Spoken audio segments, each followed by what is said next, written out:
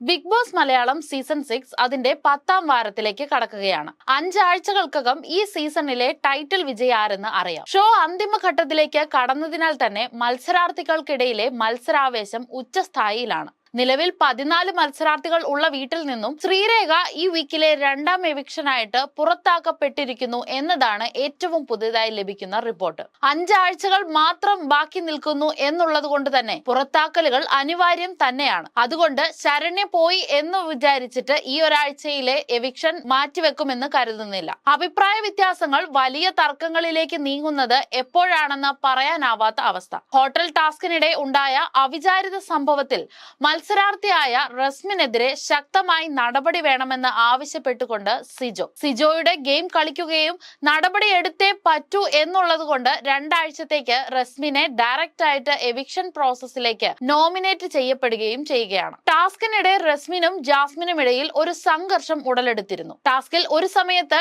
Jasmine ഒരു റോബോട്ടിന്റെ വേഷമാണ് അവതരിപ്പിക്കേണ്ടി വന്നത്. അതിഥിയായി എത്തിയ ശ്വേത മേനോൻ പറഞ്ഞതനുസരിച്ച് ജാസ്മിന്റെ ഡാൻസ് പെർഫോമൻസ് കാണാൻ ജാസ്മിൻ എല്ലാ സഹമത്സരാർത്ഥികളെയും ക്ഷണിച്ചെങ്കിലും പവർ ടീം അത് സ്വീകരിച്ചില്ല. പവർ ടീമിന്റെ ഭാഗമായി റസ്മിന് മുന്നിലെ ഗ്യാസ് അടുപ്പ് റോബോട്ടിന്റെ കഥാപാത്രം ഓഫ് ചെയ്യുകയായിരുന്നു. ഇതിൽ പ്രകോപിതയായ റസ്മിൻ ജാസ്മിനെ പിടിച്ച് തള്ളുകയായിരുന്നു. കുറച്ച് സെക്കൻഡുകൾ ബലപ്രയോഗം നടന്നു. കൺഫെഷൻ റൂമിലേക്ക് ഇരുവരെയും വിളിക്കുകയും തന്റെ ഭാഗത്ത് നിന്ന് സംഭവിച്ച തെറ്റിൽ സങ്കടപ്പെടുന്ന റസ്മിനും മറ്റൊരു ഗെയിം കളിക്കുകയായിരുന്നു എന്ന് തോന്നും പലപ്പോഴും. പിന്നീട് സിജോയുടെ വ്യക്തിപരമായ താല്പര്യപ്രകാരം കുടുംബാംഗങ്ങളുടെ നിർദ്ദേശത്തോടും കൂടെ ബിഗ് ബോസിന് ആ തീരുമാനം എടുക്കേണ്ടി വന്നു.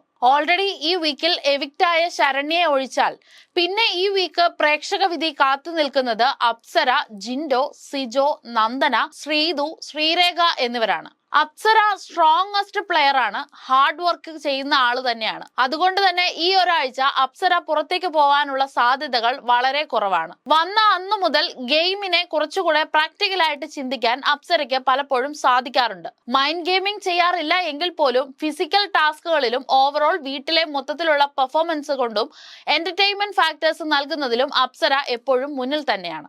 ജിൻഡോയെ പറയുകയാണെങ്കിൽ ബിഗ് ബോസ് ഗെയിമിനെ തന്റേതായ രീതിയിൽ അപ്രോച്ച് ചെയ്ത് കളിക്കുന്ന ജിൻഡോയ്ക്ക് ആദ്യം മുതൽ തന്നെ വലിയ ആരാധക സപ്പോർട്ടുണ്ട്.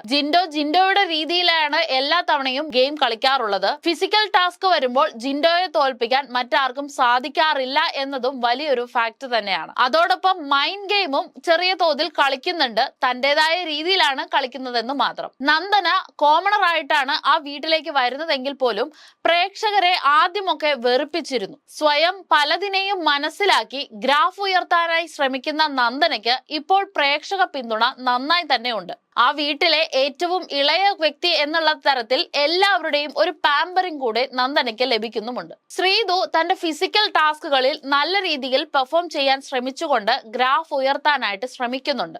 മാത്രമല്ല ശ്രീതുവും അർജുനെയും ചേർത്ത് ശ്രീജുൻ എന്ന് പറയുന്ന ഒരു കോംബോ ക്രിയേറ്റ് ചെയ്ത ഫാൻസിന്റെ സപ്പോർട്ട് കൂടി ഉള്ളത് കൊണ്ട് ശ്രീതു ഈ ഒരാഴ്ചയും പുറത്തേക്ക് പോവാനുള്ള സാധ്യതകളില്ല. അതിലും അപ്പുറം പെർഫോമൻസുകളിലും കുറച്ചുകൂടി മുമ്പോട്ട് വരാനായിട്ട് ശ്രീതു മാക്സിമം ശ്രമിക്കുന്നുമുണ്ട്.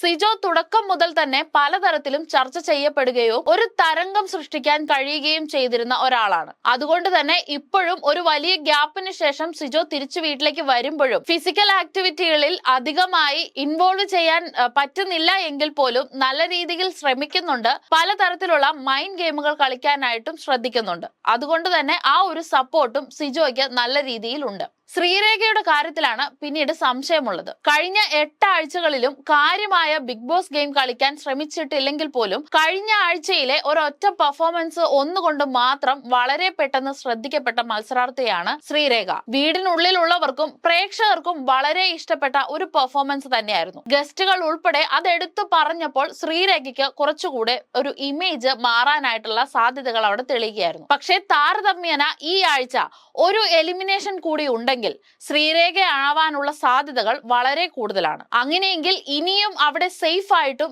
നിഴലായിട്ടും നിൽക്കുന്ന പലർക്കും വേണ്ടി ബലിയാടാവപ്പെടുക തന്നെയാണ് ശ്രീരേഖ എന്ന് പറയേണ്ടി വരും. പക്ഷെ ഈ വീക്ക് ശ്രീരേഖയ്ക്ക് സേഫ് ആവാൻ പറ്റിയാൽ ഇനി വരുന്ന 2 ആഴ്ചകൾക്ക് കൂടി ശ്രീരേഖയ്ക്ക് അവിടെ തന്നെ തുടരാനാവും. കാരണം ശ്രീരേഖ സേഫ് ആവുകയാണ് എങ്കിൽ ഇപ്പോൾ നിലവിൽ കൊടുത്തിരിക്കുന്ന വാഗ്ദാനം അനുസരിച്ച് സായി തന്റെ കയ്യിലുള്ള ആ ഒരു അമൂല്യമായ കല്ലിനെ ശ്രീരേഖയ്ക്ക് കൊടുത്തുകൊണ്ട് ശ്രീരേഖയ്ക്ക് 2 ആഴ്ചത്തേക്ക് അവിടെ സേഫ് ആവാൻ പറ്റുമെന്നുള്ളത് ഉറപ്പാണ്.